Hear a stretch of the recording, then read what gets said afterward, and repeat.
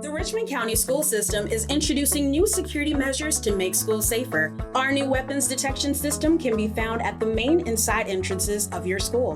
When students arrive, they should walk normally and stay about 6 feet apart from each other. If students have large electronic devices, like laptops, they need to place them on special tables before going through the new weapons detection system.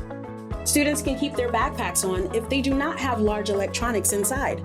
If the new weapons detection system goes off, students will be taken to another area for a more detailed check. This process aims to have as little effect as possible on the school day. Students who arrive after the designated start time should go to the office and check in once they go through the new weapons detection system. Some flexibility for tardies will be allowed during the first few weeks of this new system. The main goal of these changes is to create a culture of safety in our schools so our classrooms can remain focused on what is important: student achievement and growth in the classroom. Your help is important as we work together to keep our schools safe and productive for everyone.